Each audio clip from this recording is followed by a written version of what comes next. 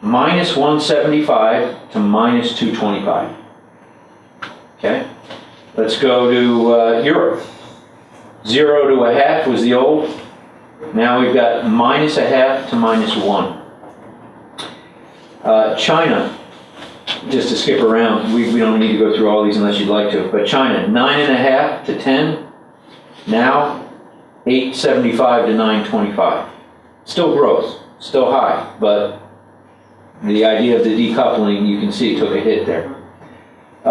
So we do spend a lot of time, and you said, give us a forward-looking view. Yeah, the forward-looking view was just formulated last week, and it looks a lot uglier than this page, which was created at 9:30.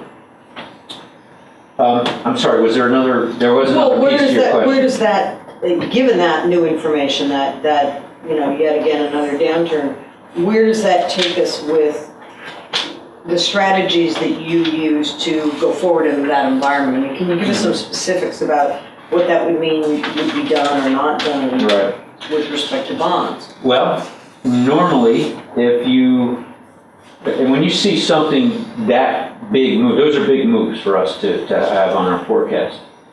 What that tells you is, number one, rates will be held pretty low, right? Because if you have that kind of low growth or negative growth, you can't boost interest rates. I mean, yesterday we went to 0 effectively.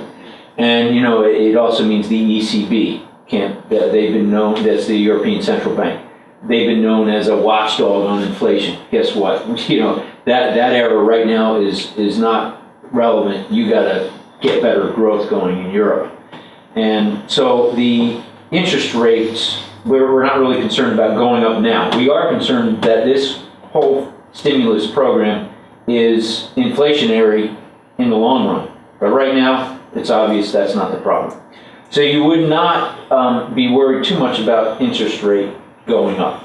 You maybe build in some duration into the portfolio. But what you need to do is you need to be very cautious on corporate bonds, because when you have a recessionary environment, corporate profits dry up.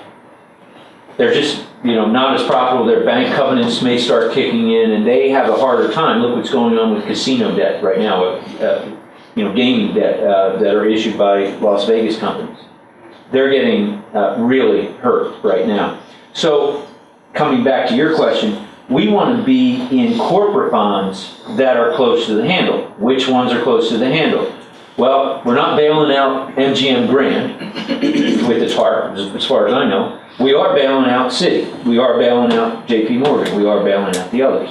So that would be one thing. Stay away from corporate bonds unless those corporate bonds have been indicated as blessed. So that would be one. The idea of the Fannie, Freddie, and Ginnie, those are under conservatorship now. That's kind of bankruptcy for a municipal organization or a government organization. That means we are all on the hook a little bit more for Fannie and Ginnie paper, Fannie and Freddie paper. Ginnie had always been full faith and credit. So again, that's a little bit closer to the umbrella. What it also tells you is you want to be cautious on high yield. I mean, high yield right now seems pretty attractive, right? High yield is junk bonds, okay? At some points, junk is a reasonable strategy. Right now, you can get 22% yield in junk land. Now, that factors in a massive amount of defaults and a very low recovery of defaulted companies. But is it the right time to get into high yield? Our view is, if you're looking at rain, you're way out here. It's too close. It's not time for high yield. So that once that forecast might change in the future to a more positive environment, then maybe high yield, let's say at that point maybe it was 18%, which is still outrageous. Then maybe a small dose of that you could feel a little bit better about. But so those are some real world examples. I could go into more if you love, but so no high yield at this point. Very good. Great. Well, Thank you. Thanks for having me up here. Great. Thanks a lot. All right. Just in case there's other members that missed Yeah, out.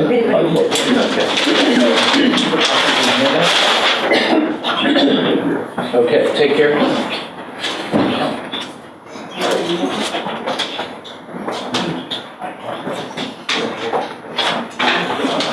Okay. 4D, discussion possible action regarding the position or posting of interest to the employee in the reserve accounts. You want to take this one? Yeah. Got actually a couple of things. One was in your package, is the memo to you involving the semi-annual crediting of interest to the employee and the county reserves. Is it this one, Tim, dated 15? No, actually, it's misdated October 14th. That should have been, I think, November 14th, but it's a longer one that was in the package. And then there's a worksheet behind it, which just kind of is a detail of coming up with a percentage return that would equate to the amount of money that we didn't have on hand at one time that we don't have on hand if we take the action of that we talked about earlier, closing mainstay this year. And just for as clarification, Jim and I, as I mentioned earlier, we were in conversation with both Dodge and Cox and Penco about when we were going to make the move with our bond investment. And I think it settled into my mind, and January was the time to do that. The agreement there'll be more interest in what we want to sell, and so we determined we're going to sometime around mid-January give the marching orders to Dodge and Cox, and we'll be making the switch if the board approves that. Because they've already approved it, and something already has. And my mind stuck with January as being the time we would make the move out of mainstay, which we're not going to do. We're going to do that during the month of December. So when I first did this memo, we credit interest to our reserves on a cash basis of accounting. Any income that we've actually received on a cash basis, the check has come in, we cash that check, we credit the income to our account and have recognized that as an income figure.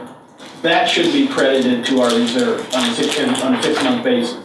And usually we try to make it at least 4%, and if in a good market it would be 4%, and we would go ahead and credit the full 4%. When we realized that it wasn't going to be 4%, then I went through and did this little worksheet and said, what can we credit? Based on having what I thought at the time was an estimate of about $2.8 million in regular interest payments that we received from our investments through both Branford and Marzak and Dodge and Cox. We own bonds with them. Those bonds, some of them are mortgage bonds that pay income every month, some pay it every 6 months.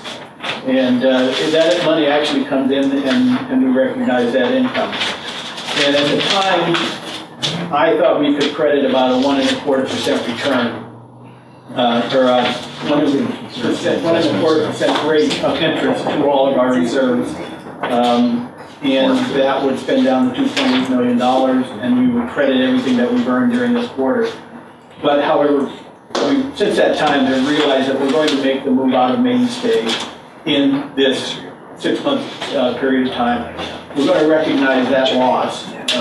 Jim mentioned earlier it's about $3.5 million.